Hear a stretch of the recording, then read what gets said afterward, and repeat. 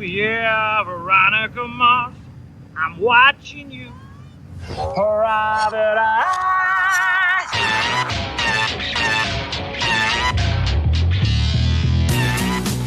Hello and welcome to your podcast, Veronica Mars. I am Joe. And I'm Travis. And today, oh boy, we are bringing you Veronica Mars Season 4, Episode 5. 6. Wow. 6. Episode 6.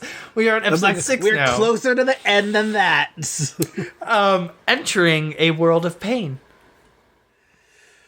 So I don't think this is a bad episode, but if this season was 22 episodes long, this episode would be fine. But there's 8 episodes, and I feel like this episode did nothing. What kind of annoyed me about the episode is it's episode 6. We're the last 3 episodes, and they're just introducing more stuff. Yeah. And I'm like, why? Why? This is so convoluted at this point. What is the point of the frat guy's dead friend? Oh my god. I was half paying attention to this, because I'm like, we already have enough players, hitting up. We're good. We have so much going on right now, and then we have the. I won't get into it yet. Let's see what the internet has to say about this episode. Please do. Okay. The internet says, as Veronica learns more about Nicole's past, her suspicion deepens. A frantic phone call from Paris leads to a search for Maddie. Veronica unwittingly does legwork for Leo. She looks for Maddie for 2 seconds. She just goes to the Sea Sprite. She finds there. Maddie. In 2 seconds. It's not even an issue. It should be... She knows where Maddie is. She's not hunting. She cooks for Maddie. How about that? She cooks for Maddie. That's more... I would like to point out, and I thought this was super weird, but... basketball legend Kareem Abdul-Jabbar co-wrote this episode. Yes, he did. And that was kind of a big thing. I saw that, and I'm like, that can't be the same person. But it is. And... apparently he's a writer, so good for him. Yeah, and this is his first writing project, I believe, and he was super stoked about it. I remember an interview about with him, and he was just really excited to be part of it. I mean, I think it would have been cool if he wrote a season 1 or 2 episode for Wallace, because he probably would have done a real good basketball episode. I'm just saying. Oh my god. That's all the episode is just basketball. I would... No, please no. I don't watch sports for a reason, okay? So, wait, I would like to say hot take, or at least hot take for you. Ooh. I really enjoyed Maddie in this episode. We can start with Maddie. Let's do it. I didn't hate Maddie this episode. I don't have anything negative to say about her. I thought it was weird that when she was finding all these things out about Big Dick, that she never came across the fact that Veronica was kind of part of the whole beaver jumping off the roof thing. You'd think Veronica's name would have popped up at some point. It might have. Or Logan, or one of them. It's something to so that Maddie doesn't think Veronica knows nothing about this. What I loved most about that, her digging into it, is she's getting hung up on the Beaver and Kendall of it all. I know. And it is just because she doesn't know what happened. She doesn't know the nuances of it. Well, and of course it would look weird from the outside. I love that they keep returning to stuff like that with this season. Yeah. That's the kind of nostalgia, yes, fan service that I think worked above and beyond, what it should have. I agree. I don't know where that photo of Kendall came from. Where could it have been? Unless Dick or Logan took that photo and then posted it online in HD back in 2000, 2006, 2005. I could see Dick doing that. I mean, I assume she also walked out of that those bay doors in that bikini on a daily basis. So daily basis, it did. There was not. If the sun was shining, Kendall was out there with her drink in hand, walking through those doors. So I mean, that could have been from any day. That didn't have to be from episode some 2X01. It could have been from any episode. I am also glad that when Maddie like met Logan, she wasn't like swooning over him or anything like weird like that. Like it, because it's such an easy thing for her to be like, "Oh, that's your boyfriend? Hoo la la la la la." Like if we're going with the French theme of the evening, because also. I am sorry, but in a post 9/11 world, there is no way Maddie was able to get through security and everything and be able to, like, home alone herself while already boarded on the plane. That's what I don't get either. Like, I was very confused. Also, that makes no sense. I also, like, find it very weird that it's like the parents are gonna pay first class for themselves. Like, sorry kids, you're stuck in a coach. Well, I mean, Maddie's a little bit of a bitch to her mom, so. And that other kid, what the fuck was his name? Trevor? No. Oh yeah. She's like, ass Trevor gets a kettle, and we're gonna put him in. Yeah, he gets to fly under the plane. Is what that little fucker gets to. Oh! I wanted to punch that little child. He's not even a little child. He's a teenager. Sorry, that kid still pissed me off. Also, when Veronica introduces Maddie to Leo, she introduces her as her protege. And I really wish they would have like done that this season. I mean, like, there really is none of that happening. What made me like Maddie this episode is her, so have I met all your boyfriends now? Yes! And how Veronica's just like, shut up. Because I'm like, that's such a Veronica line. Like, that is such a Veronica line back in season 1 or 2. It's perfect. Maddie felt more natural in this episode than she has in any other episode, and I think that really helped. Well, I also like when Logan and when Leo and Veronica are pointing guns at Maddie, and Maddie's just like, and then Leo's like, so we're not shooting her? And then Maddie's just like, what? Oh, fucking Leo. Well, okay. That's all I really have for Maddie, and I don't think you have anything. So let's go into Leo. I think I had one more thing on Maddie. Oh, her saving Leo and Veronica from, like, making out. Loved that. That's why I dislike Maddie. Oh my god. Okay, so, like, whatever. Maybe it's just because Maddie just lost her father, but if I was, like... Her father and her mother. Her mother's not dead. I know, but I just like to say father and mother.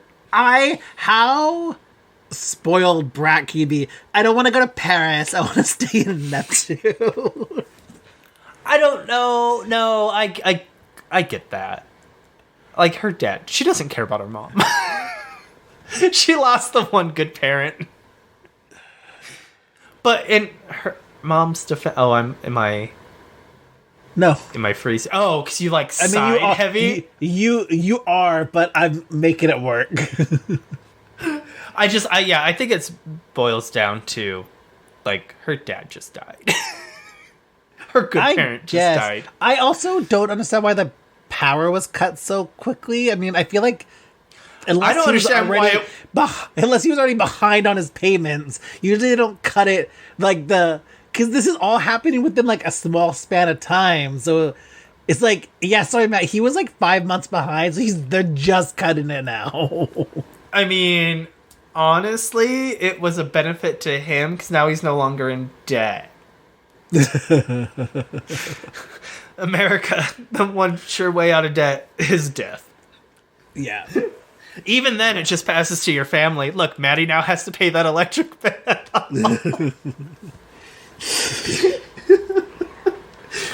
So I keep forgetting that Leo is more than just like a pop-up cameo in this season. Yeah, and like every time I see him, role. I'm like, it's so great. And him leaving that folder on the desk for Veronica is some A+ great Leo. Her conversation with Keith about it and how she's just like, it was a twinkle in his eye of consent. Which it feel okay. Never mind. Which also feels very problematic, but well, okay, no, it's just like Veronica making a consent joke feels a little weird, but I'll also give it to her. I'll also give it to her because, like, she likes a dark humor, and, you know, people like that will always joke about their tragedies in that way. Yeah. But... Yeah, no, that whole scene was great. Or he was just like, he knew what Leo was doing. He's like, Leo's not a dumbass. He left that out for you, Veronica. Oh. And then her you made me do the legwork for you? Are you kidding? Like, he hasn't done that for her countless times. Just like his smirk and Veronica realizing what happened, and she's like, I'm getting old. Like, fuck. People are starting to get ones up on me. I don't like this. I don't like this at all. I really, since Veronica and Logan, like, Endgame, whatever, even though not after coming up, but Nicole and Leo are so pretty together. I would have loved to have seen them hook up instead of doing this, like, Veronica Leo thing again, but not really. Like, I don't know. And then if, like, it would have been really cute to have, like, Nicole and Leo, and then, like, Veronica and Logan partying it up together at Commander Quack's.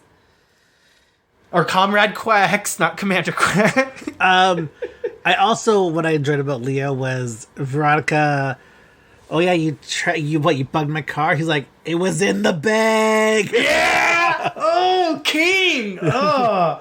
Only Leo. And also, does Veronica not check her bag regularly? Like, come on, girl. As we learned, Veronica she is getting older. She's getting old. Cars. Oh! This is a prelude. This is what we call foreshadowing, people. Saying it came out of nowhere. Veronica not checking a bag and anything like. She's getting old. Her and her dad, old age. It's not good. Yeah. Oh, his line of, like, when Veronica is talking to Nicole about, like, the whole therapy and elephant story that Jane told Logan. And she's like, am I the husk or whatever? And, like, or tusk or whatever, the Leo comes up. He's like, yeah, tusk. Definitely the tusk. Take that from someone who's been gored before from you. Damn, no one is letting it off Veronica this episode, and it's deserved. It is deserved. Also, can we just appreciate Leo asking for a cocksucking cowboy? I will be dreaming about that line for the next couple nights. I got some cowboy boots and a hat, Leo. Let's do this. Let's make it happen. Dick is the cocksucking cowboy, right? That's what that's alluding to? I believe so. Or Sax. That's what I thought. Or Sax. Sax definitely feels like a cocksucking cowboy. Well, R.I.P. Sax.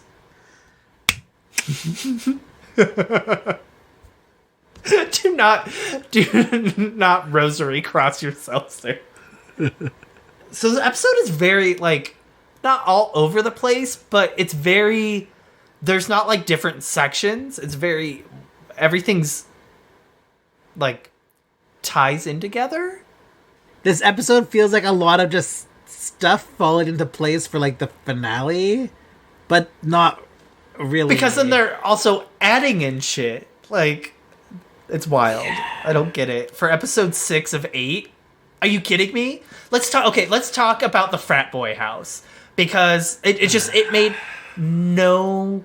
I think it links to Patton Oswalt, and that's kind of where it ends up going. It just feels so weird to be, like, brought in Also, Episode 6. here's the thing. Season 3 of Veronica Mars was like the least liked season to date.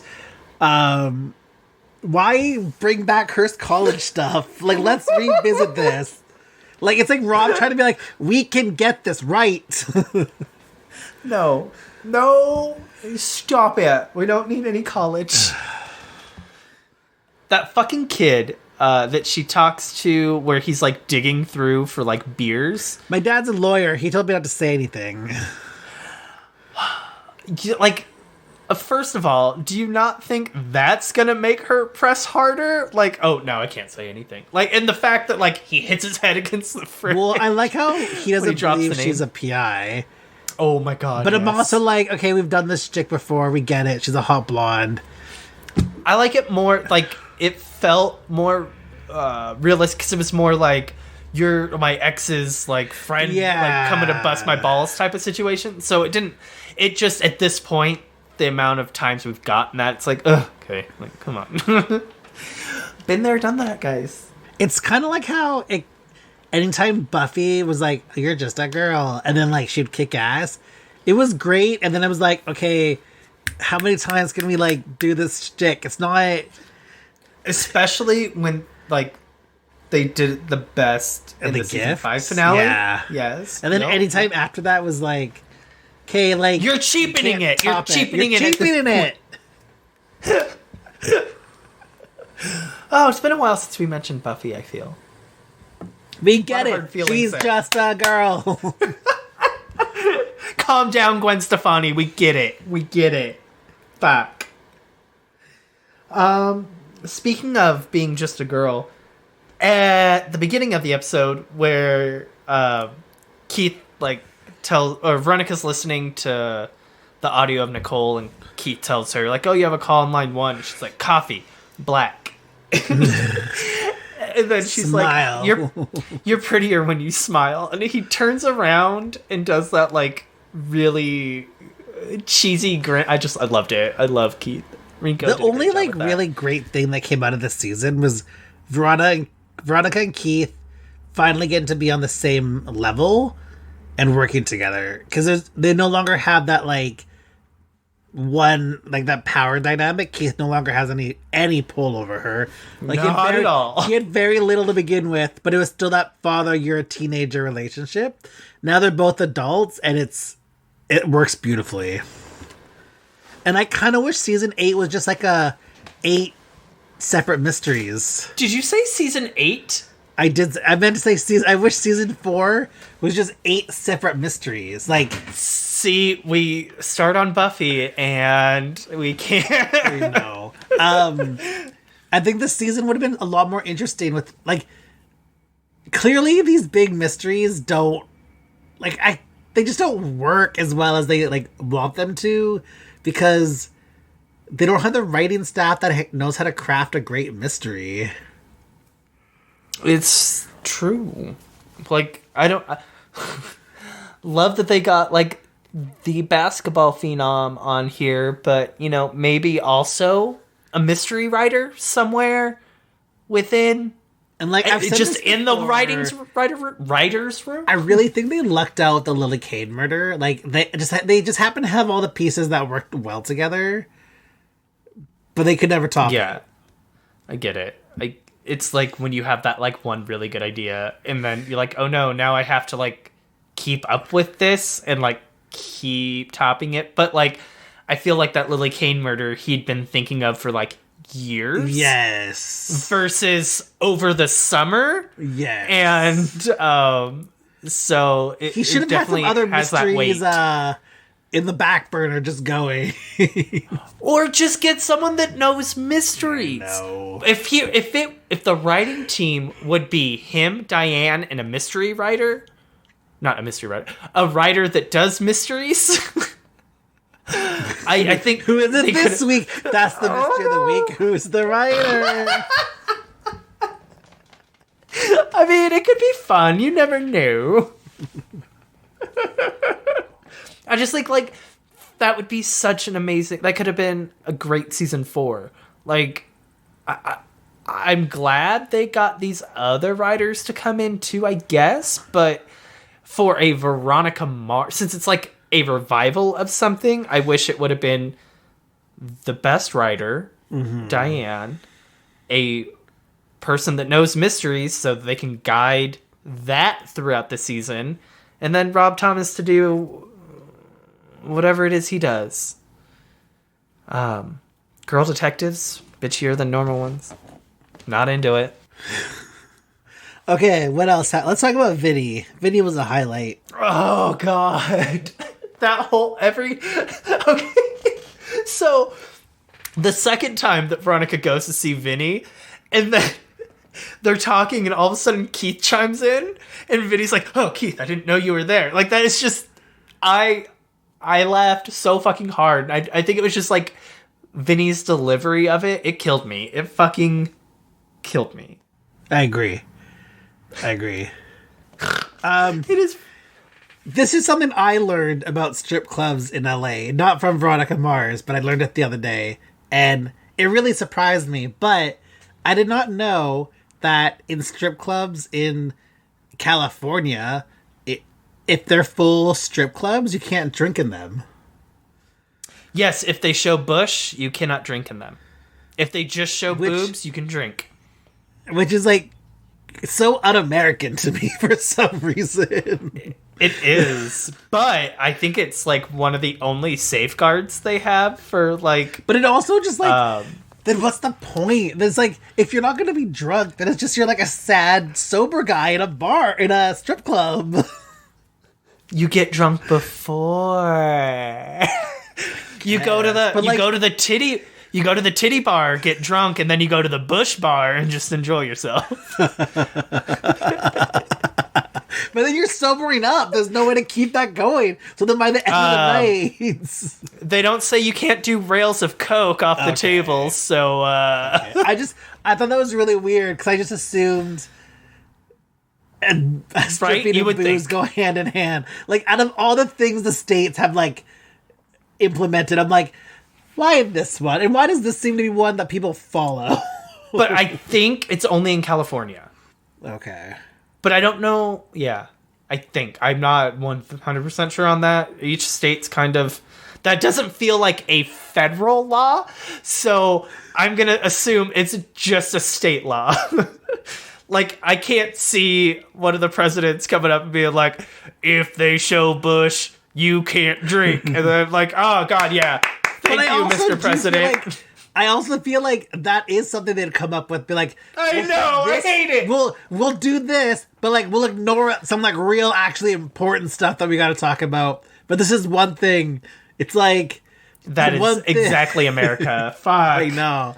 It's like all that gun law stuff, but no drinking in strip clubs. We did it. We're saving America one strip club at a time. We are thinking about the children, not the children in the schools. But we children. We can't have children going into strip clubs, seeing pussies, and drinking. They gotta have one or the other. Well, someone think of the children. Someone think of the children. Oh, God. Want to talk about Weevil? Yes. I love it. I love it so much. It was the best part of the episode. I also I like how they kind of like they did clarify it a bit more. The big rift did come from the Celeste shooting, which we kind of talked about. We weren't sure if it was that or if it was something else, but it does seem to be the Celeste shooting. I don't like how they're like, a rich white woman. Be like, Celeste Kane, just name drop, yo. It's fine. Kane. Celeste Kane. She is like the richest woman in town. But I mean, maybe like Weevil's like, I signed a deal. Her name can't come out of my lips or else.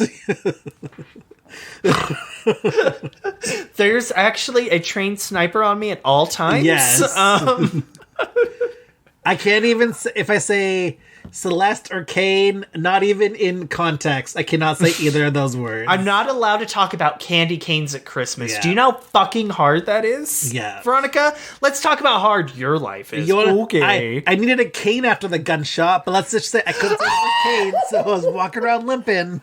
Oh, what's that your dad has? Must be nice to be a Mars in this town. Fuck. Maybe I should have. I mean, he was fucking one of the Kane kids. I was gonna say maybe I should have fucked the Kane kid, but he was. So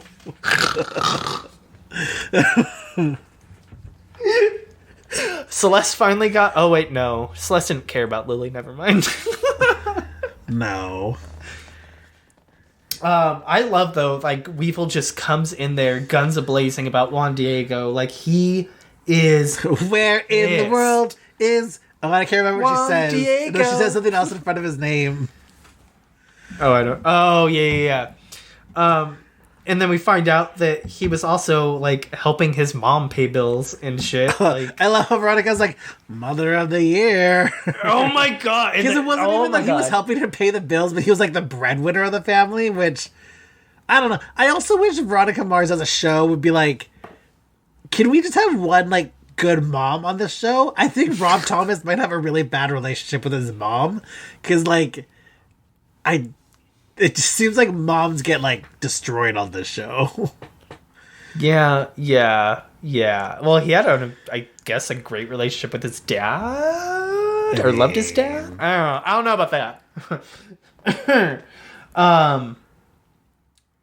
But like, no, that's pretty common, especially like in like impoverished places, like where the kids are helping the parents like pay for shit, and if there's only one parent, like unfortunately, like a lot of times it comes down to the kid to help that parent out, and which like Veronica should know what that's like. Like in season 1, she was helping her dad. Like it's insane that, I mean, also she's so far removed from that at this point that it makes sense. Like I'm not saying like, oh, this doesn't track for her. It's just white womening, and it's. But I love how Weevil is like, look at all these fancy degrees you got, you dumb bitch.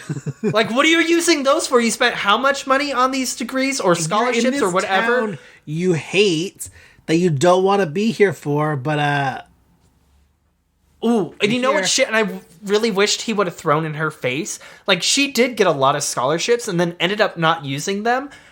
Who did she take a scholarship from that could have used it? What really pissed me off about the whole thing is when Veronica's like laying out what Weevil did, like, oh, my dad, Cliff, and me, we were all there we were there for you or whatever while you were dealing with that. Like, okay, Veronica, were you paying for his fucking bills? Were you taking care of his wife and kid? Like, oh, great, you were there for him. Doing what? Moral support? Fucking great. That helps absolutely no one but your own conscience. Meanwhile, his wife and kid are like starving because no one is there to be able to support for them. Like, it's fucking maddening that she thinks just because she did a favor for someone, they owe her their life. Meanwhile, Veronica asks for a favor from literally fucking everyone and pays them back in like whenever she feels like it. Like, oh, I might give you something back. I might return the favor, but if it benefits me. And it's, oh my god, I hate her in this fucking scene. Sorry. I agree. I've just encountered way too many of these people in my life that feel that way, and it kills me. Like, okay, so I can't remember what state it is right now, but to try to get people to go back to work and get off unemployment, they're canceling all unemployment altogether. So I was like just talking to a coworker or something, and we were talking about how it's been really hard to like hire people right now. And she was like, oh, I like what this state is doing. They're just canceling unemployment altogether. And I'm like, so what is that going to do for the people that cannot work? Oh, well, if you're on Social Security or that's not going to affect you. I'm like, oh, okay, but there's more than... People don't just go on unemployment, like, just to fucking go on unemployment. You can't do that. They do. No, you really...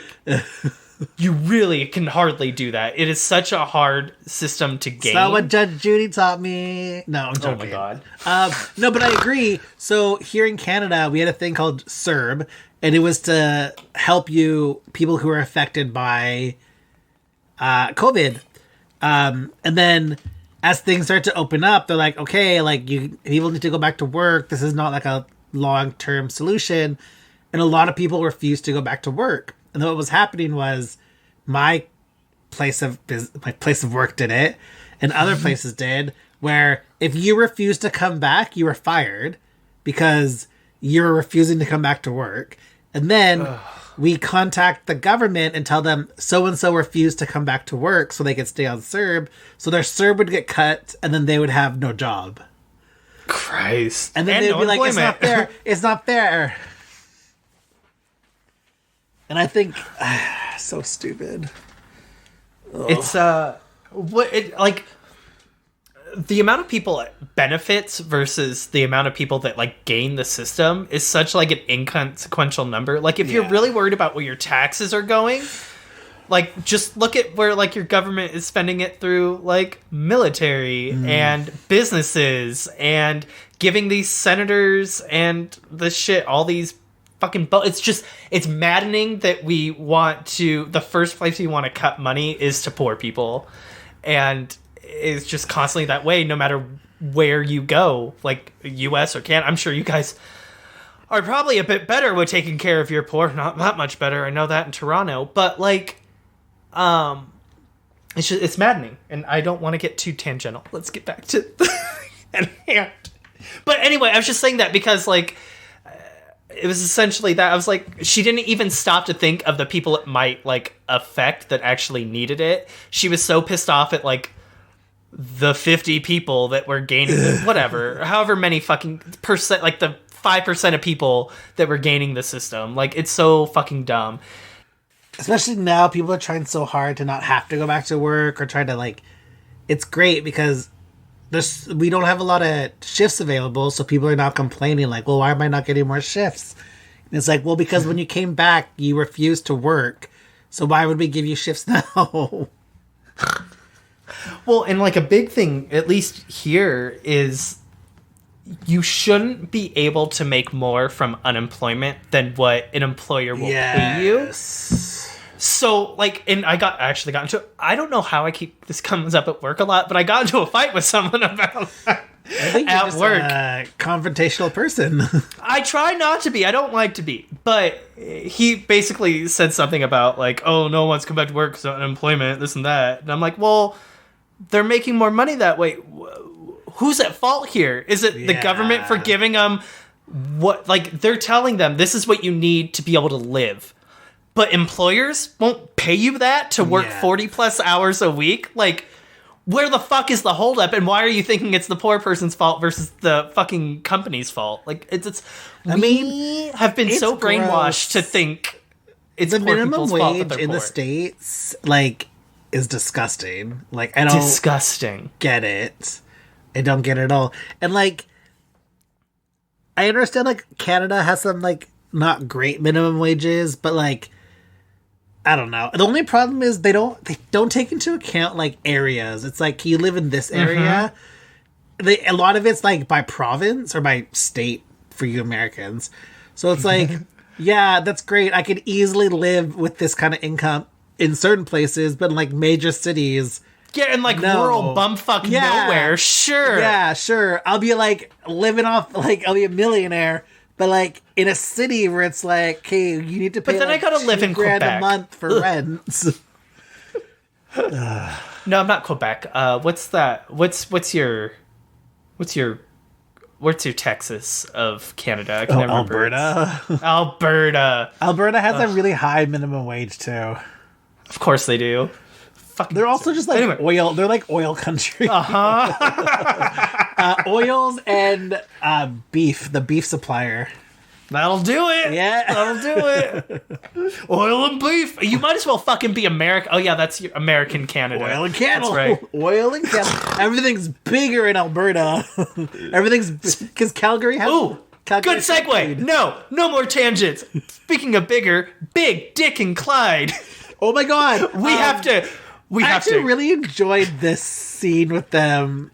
It was actually really cute. funny because Big Dick thinks he's so smart and so like ahead of the game. Oh my god. And then like Clyde's just like, you're a dumb piece of shit. Like, and you know what's funny is the fact that like if he would have just bought off the Sea Sprite, he would have been alive. The only reason he died is, and we get confirmation that Big Dick is the bomber. Yeah.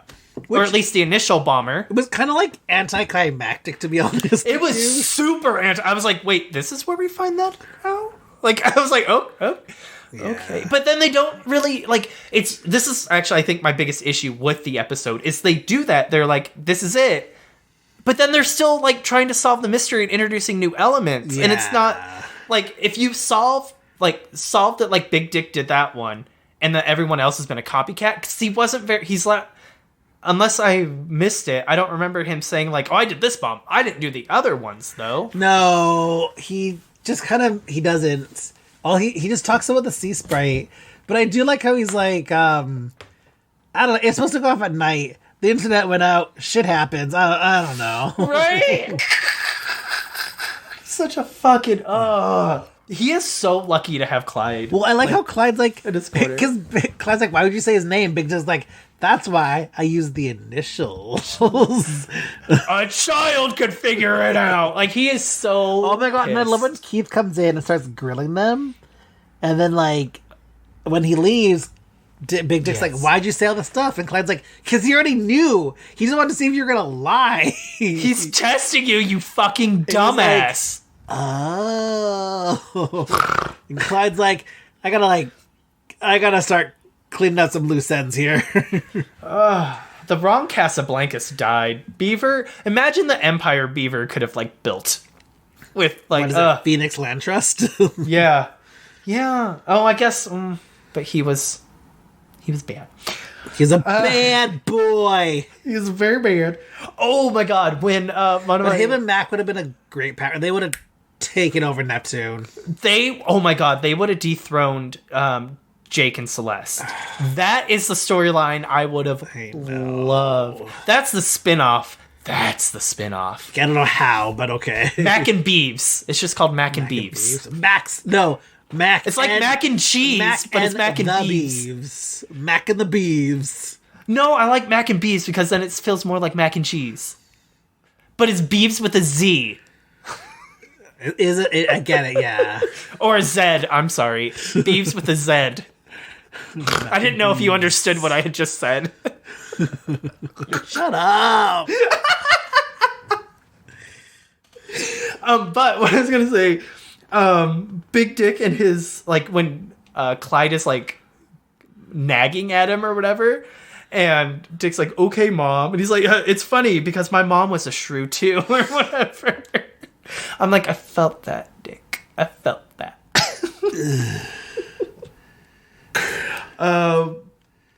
So then I guess that takes us into, well, okay, the Weevil stuff we still had a little bit more. Well, like I see now why Little Dick has such respect for women. It's all very clear now. How could he not with the shining post like Big Dick Casablancas? Oh, wait. We don't see Little Dick anymore, right? I don't think he's in it for the rest of the series. That makes sense. Yeah, he was busy. That's right.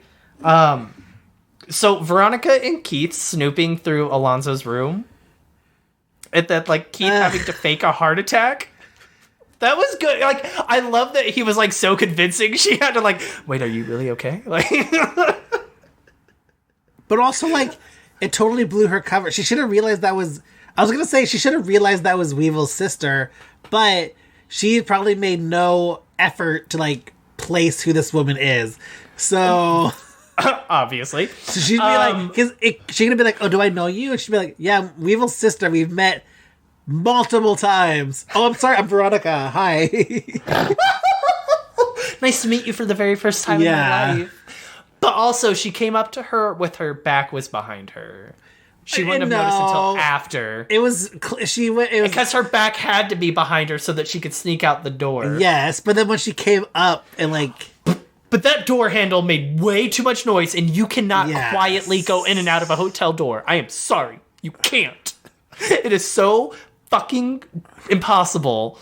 That's the part that annoyed me, was like, click, click, and like, she didn't turn around to wonder if someone was coming in and out of the door. Even Claudia later on is like, I think she was in your room, so clearly she did hear it. Veronica's not, like, Keith couldn't have, like, had his heart attack a little further down the hall. No.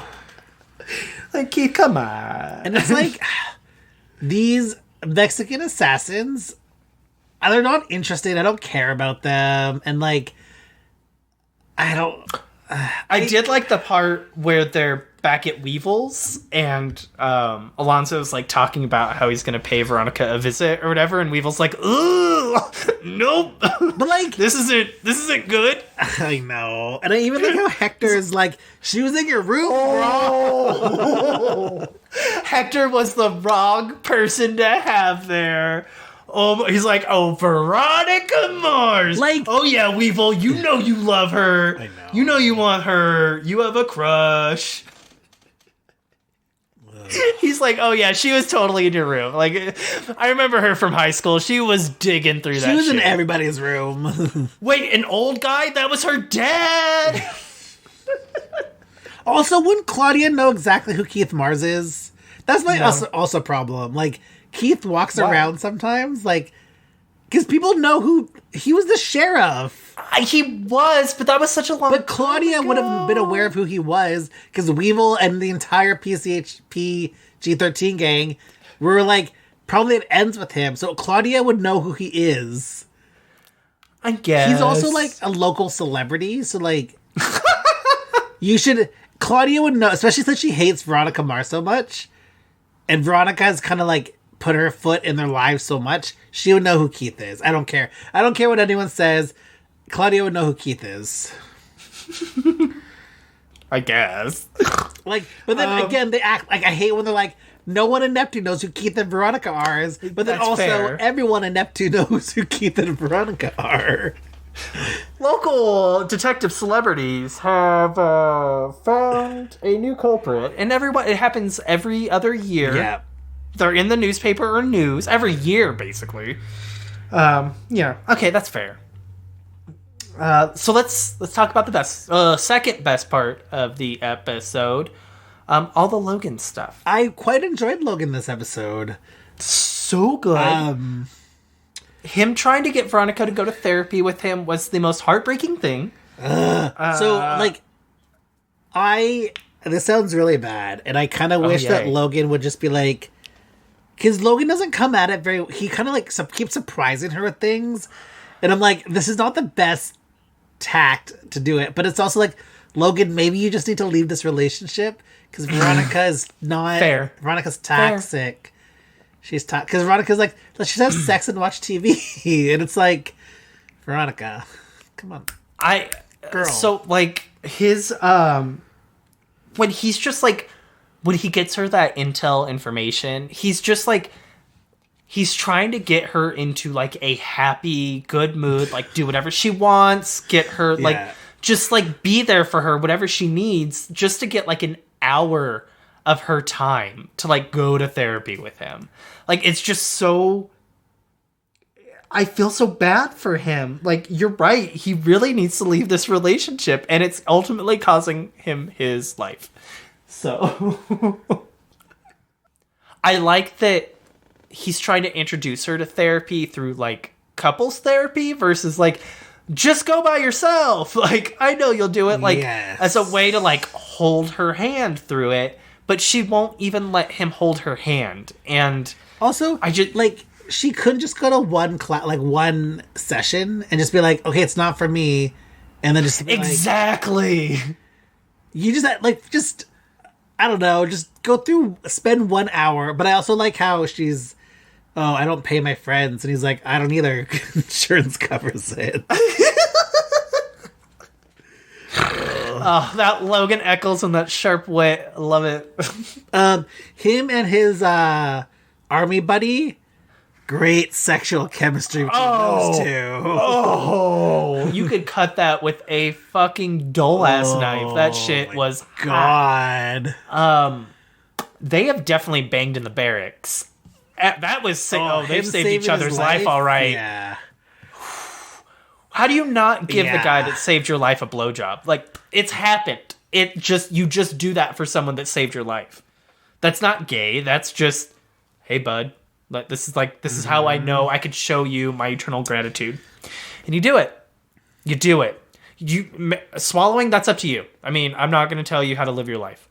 I mean, if you don't swallow, it's not gay, but that's just... I mean, as long as you're spitting it out, you're fine. You're fine. As long as you're not making a mouth baby, don't worry about it.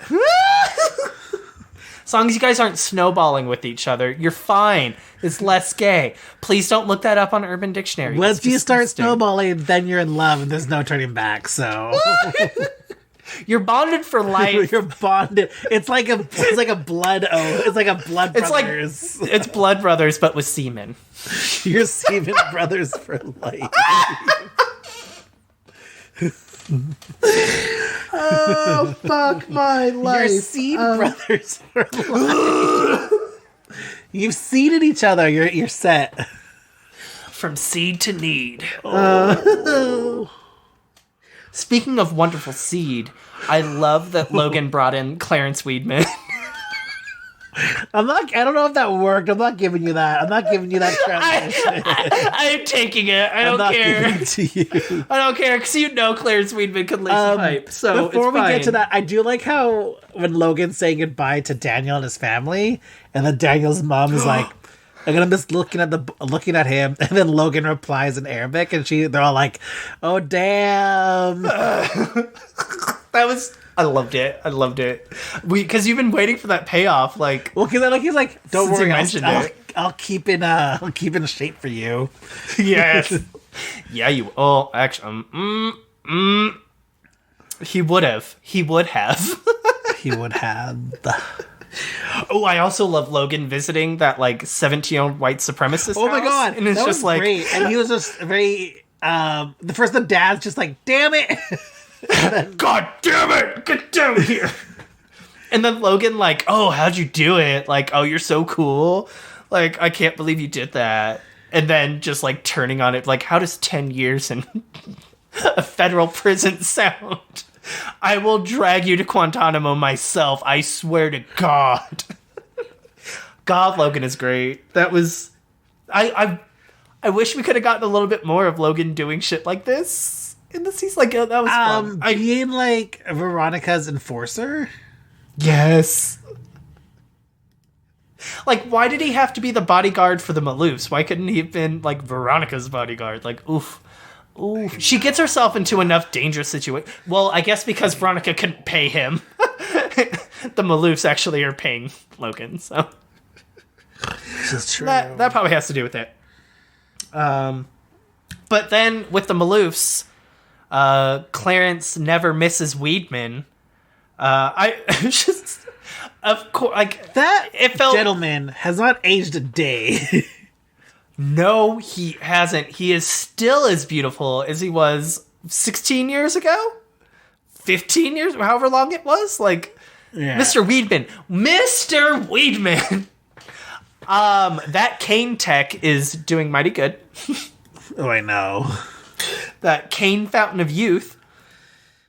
But I love that he gets one shot and kills the guy. Clarence doesn't miss. He only ever needs one shot. And he handles it. It's handled. It's solved. Yeah, that's all I have. Actually. Do you have anything else? So we didn't really talk about Penn this episode. He kind of does a lot. So maybe we should talk about him a little bit. Yeah, but I didn't write any notes about him. All I kind of really say is I really want a Cho's Pizza hat. I think that would have been great Veronica Mars merchandise. I would have bought the fuck out of Cho's Pizza hat. But fuck out of that. I don't even look good in hats. I look like Logan in hats. My note is just Penn is very annoying, and it's becoming very obvious that they're pushing him to center stage, and it's okay, well, now clearly he obviously has something big to do with the story. Yeah. And he's not about to, like, sacrifice his life for Veronica. Logan's goodbye message, that got me a little bit. Oh, yeah, that's actually the one thing I had left. Oh, that was when he was just like, I know, like, about the marriage thing, everything's been kind of rocky, but, like, just think about it while I'm gone, and we'll come back. But then also he has to make it like a joke, because he's like, that's the only way Veronica takes things, is if you make it a joke. I know. He just gets her, and he is the perfect man. Veronica, you dummy. Just pisses me off every time. But with Penn, there is one part I did like, and that was like towards the beginning when he was talking to that one guy through Skype or video call. Yeah. And he's like, which tie would look better? And like that whole thing was fun. I like whenever they bring him back. That's when I like Penn, is when that guy is like his foil. When they were never remember his name. heads. Yeah. Like, I don't remember his name. I just remember him from The Office. So yes, little mini Dwight. Mini Dwight, when they're trying really hard to like redo the magic of like Pam and Jim and Dwight with new characters, and it's like, this isn't working. Just cancel the show. Michael is gone. Let it go. I know. All right. Anything else? It's already dead. I'm ready for some segments. Yeah, this episode is fine. Period. As kind of a side project, I dispense fashion advice. Fashion! It's time for the fashion segment of the episode where we talk about the outfits we may or may not have liked throughout it. I'm not normally a military man, but it is. Logan does fill out some uniform very nice. I wrote that as well. Leo, as usual, looking fucking dapper as hell in his FBI suit. Veronica's like last outfit of the episode, like that black jacket thing that she has. Yeah. But like there wasn't really nothing really I also jumped out added Keith's Hawaiian. Yeah, oh god, yes.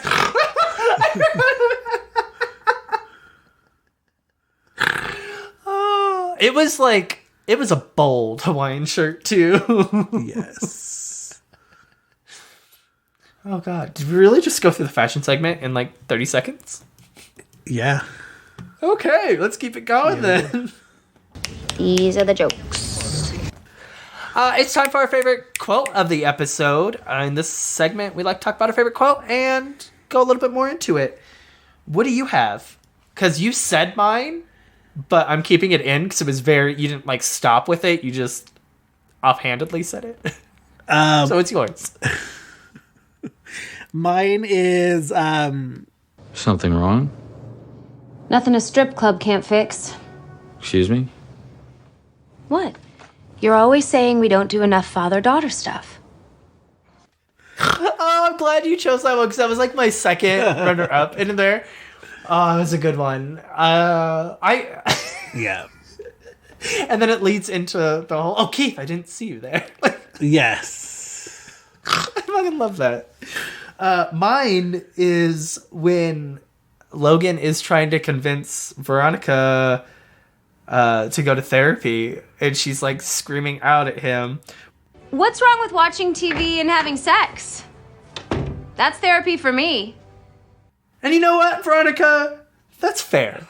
That's fair. I resonate with that. But you should still get therapy because it actually does work. I'm kind of annoyed she didn't just like leaves. It is like, but I like when she comes back and she's like, I've been in a strip club, never touch me again. And I don't like any men. I may never like men again. That was good. All right, let's keep it chugging along then. Go Pirates! MVP, our most valuable pirate. In this segment, we like to choose which character we thought kind of did the best of the episode and give them a little bit of props. Who did you have? I gave it to Logan. So I was like worried you were going to give it to him because I have Logan as well. So I'm giving it to Clarence because that will never happen again. But This is the last time to ever give Clarence Weedman an MVP, and I think he earned it because he shows up 5 seconds and like murders a racist hillbilly. Also, like, come on, I really like the shot of the hillbilly like in the elevator. For some reason, that just really worked for me, and like the doors didn't it? Close. Yeah, I like that. It was because like at the end of the day, Maddie has the ring, right? Like. I believe Vinny's right, it is, yeah. right? Yeah, and that's what's like so like wild and great about but it. also It's like Vinny ends up right. Maddie's got a lot of blood on her hands. A lot of people have died for this ring. She does. She is very much Veronica's protege. Yeah. Like she has a lot of blood on her hands. But like it's like blood adjacent. Right? Right? But also, I mean, I would have kept the ring too. Yeah. The Maloofs have far more money than they need, so whatever. All right, last segment. Pirate points are earned by being a contributing member of the school. Pirate points. In this segment, we like In this segment, we figure you know how we felt about the episode by the time we're at the end of the episode. So instead of giving it a numerical score or a letter grade, we like to have a little fun with it and say how many pirate points the episode has earned. How many pirate points are you giving it? I'm giving this episode enough pirate points for a virgin cocksucking cowboy. Oh my god, I hate us. I knew you were going to go with that. I went with something very similar. Good. You dumbass bitch. I love you. I'm giving this enough pirate points for 3 free Cocksucking Cowboy drinks from Comrade Quacks. I don't think it deserves 3. Maybe like 1.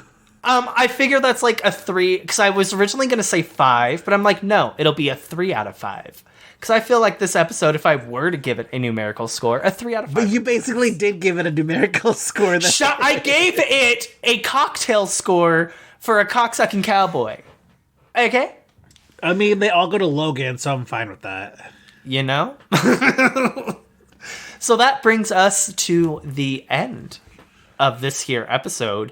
And if you made it this far, thank you so much for listening. We really do appreciate it, no matter... No, we always appreciate it. I don't think we've ever said anything disparaging. Like, I'm very thankful for every person that takes the time out of their day to listen to us. Thank you for stupid. being a friend. Travel down the road and back again. If your heart is true, you're a pal and a confidant.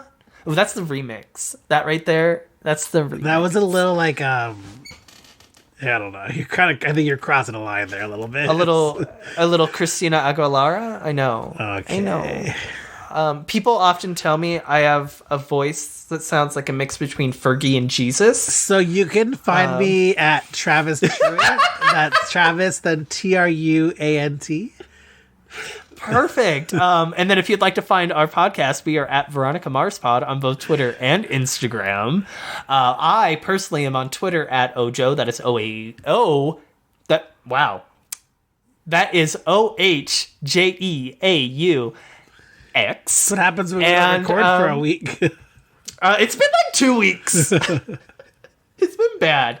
I've been so swamped. Anyway, be sure to subscribe to the podcast. Be sure to give us a 5-star rating if you haven't already. And we will be back next week for Veronica Mars Season 4, Episode 7, Diane Ruggiero's swan song, Gods of War. Oh, does the she get Weevil the penultimate? episode. They gave it back to her?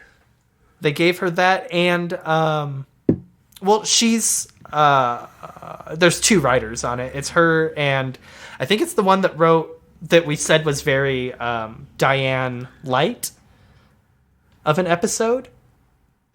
Whatever that one was. But anyway, we will be back next week with that episode. I can't wait to talk about Weevil and how great this episode is, because I think this is probably the best episode of the season. And I'm really excited about it. So whenever you say that, it always turns out to be a god-awful episode, so I'm going to stop listening to you.